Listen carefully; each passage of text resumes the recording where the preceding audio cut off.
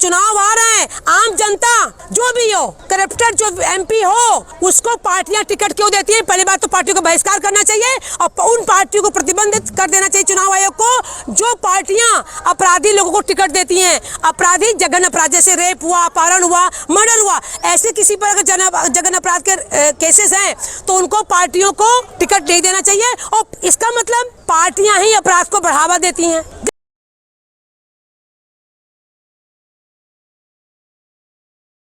राहुल गांधी पर गुस्सा हो। स्मृति ईरानी कहाँ हैं आप? मैडम इस्तीफा दे दीजिए। हमारी सरकार, आपकी सरकार जो चल रही है ना, हमारे टैक्स से चल रही है। अरे मुंह में ताला लग जाता है, लकवा मार जाता है। जो देश में घटनाएं हो रही हैं और घटनाएं होती आई हैं, आज तक आपने कोई टिप्पणी नहीं की। राहुल गांधी बरस जाएंगे, सोनिया गांधी बरस जाएंगी। हमने राहुल गांधी और सोनिया पर बरसने के लिए आपको चुना नहीं था। हमारी टैक्स से आप पल बढ़ रही हैं, हमारी टैक्स खर्चा करती हैं, टैक्स की वजह से आप लोग हैं हमारी। तो जनता को जवाब दीजिए ना, राहुल गांधी को क्यों पीछे पड़ी रहती हैं? राजस्थान, छत्तीसगढ़, बंगाल में भी हो रहा है। तो इसका मतलब ये लोग घुंघरू बन के बैठे हैं क्या? जब राजस्थान पे हो रहा है, बंगाल में हो रहा है, सब कुछ हो रहा है, तो एक आपात बैठक गृह मंत्री को लेना चाहिए। आखिर हो क्यों रहा है?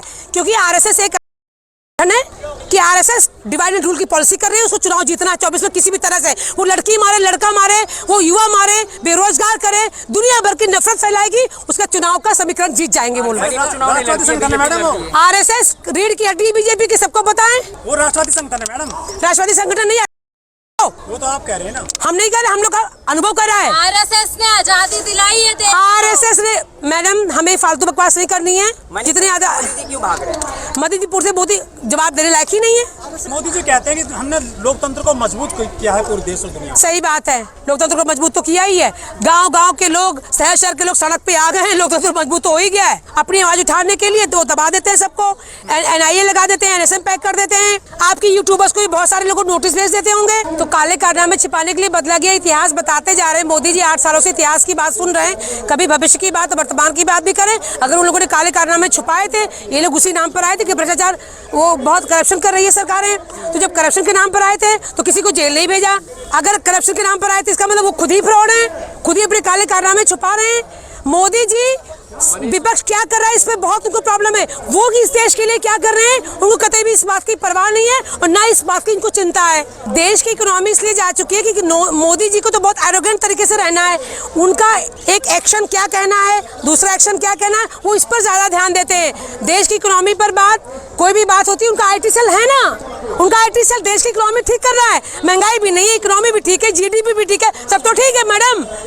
विश्व गुरु बना दिया, विश्व गुरु भी बना दिया है मोदी जी ने। तो मोदी जी ने तो विश्व गुरु बना दिया। लड़कियां, मोदी जी का कहना है कि जो जनता का सपना है वो तीसरी कार्यकाल में वो सपना पूरा होता हुआ नजर आएगा। सही बात है, जनता का सपना यही तो था कि लड़कियां काटी जाएं, मारी जाएं, 1000 लोग एक महिला का बलात्कार करें और सरेआम रुस्वा करें। हमने जब श्रद्धा वाला कांड हुआ, काटी गई श्रद्धा, तो हमने कहा कि भाई अगर राज्य या कोई भी राज्य अपना राज्य नहीं संभाल पा रहा है तो इनको घुंघरू हम लोग पहना देते हैं और आप एक यहाँ पे प्रेसिडेंट रूल कर दीजिए, पार्लियामेंट्री फोर्सेस है वो लागू कर दीजिए, आर्मी रूल लागू कर दीजिए। अरे ये लोग कुर्सी पर चिपके क्यों बैठे हुए हैं? इनके बाप की वसीयतनामा है क्या? राजतंत्र तो हमारा निकाल दिया इन्होंने, राजतंत्र चला गया हमारा। ये पार्टी तंत्र क्या कर रही है?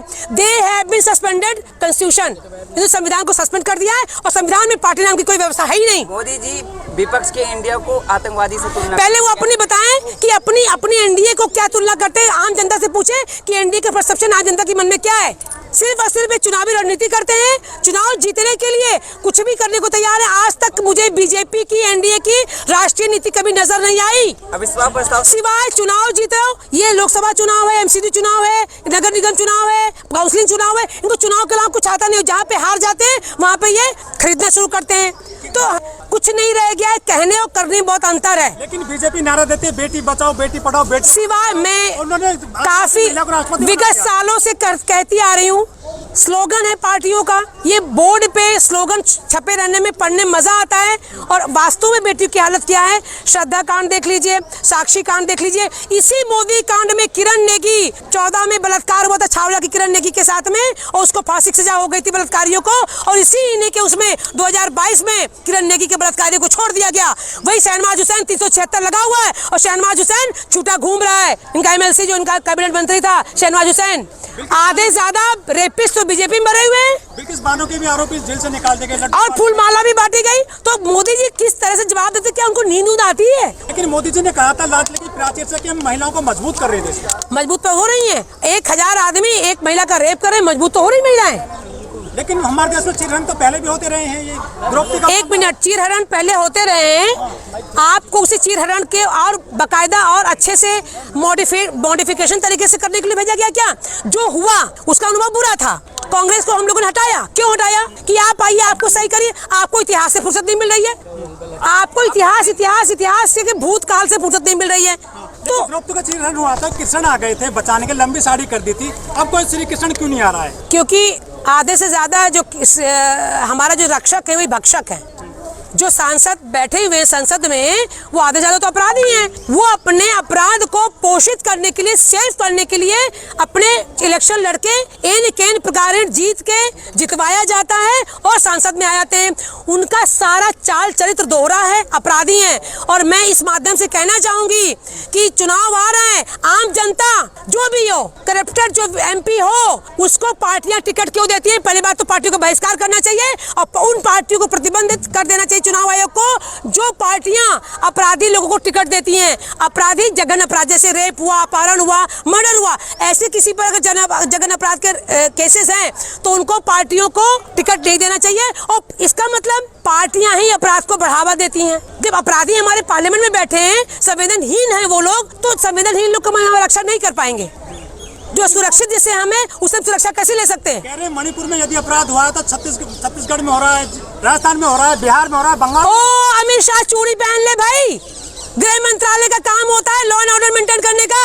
अगर राज्य सरकारें नहीं मेंटेन कर पा रही है तो आप प्रेसिडेंट रूल लगाइए वहाँ पे। ये गाने क्यों गा रहे हैं? चाहे मणिपुर हो चाहे बंगाल, आप प्रेसिडेंट रूल लगाइए। गा क्यों रहे? आम जनता इससे परेशान है, मारी जा रही है, असुरक्षित है। ये मत कहिए आप। खबरदार, एनडीए सरकार को मैं आम औरतों की तरफ से चेतावनी दे रहे हैं हम लोग कि तुम अपनी बयानबाजी बंद करो। तुम्हें अगर तुम अपनी सरकारें नहीं चला पा रहे हो तो हम लोगों को छोड़ दो राम के सहारे। लेकिन तुम लोग पार्टी की कोई भी व्यवस्था अपने संविधान में है ही नहीं। क्या महिलाओं के लिए अमृतकाल नहीं है देश में? आजादी महिलाओं के लिए सबसे बुरा काल है ये। जब मैंने होश संभाला, जब से मैं समाज को देख रही हूँ, इससे बुरा, इससे सुरक्षित हम लोग कहीं है ही नहीं। आज जा रहे, कल को मार दी जाए, कोई मतलब नहीं है। अकाउंटेबिलिटी नहीं है। अगर कांग्रेस के पास अकाउंटेबिलिटी नहीं थी तो आप आए थे, आपने कोई अकाउंटेबिलिटी ले ली क्या? हम आपसे पूछेंगे, हम कांग्रेस से नहीं पूछेंगे। कांग्रेस को भगाई इसलिए गया था ना भाई कि ये कर रही है। आप क्या कर रहे हैं? बिल्किस, अगर आप उदाहरण के रूप में आना चाहते थे तो बिल्किस बानो के बलात्कारियों को कैसे माला पहनाई गई? अपराध होते ही सरेआम क्यों नहीं फांसी सजा दे दी जाती है? किरण नेगी के बलात्कारियों को क्यों माफ कर दिया गया? निर्भया के बाद भी क्या ऐसे अपराध होने चाहिए थे?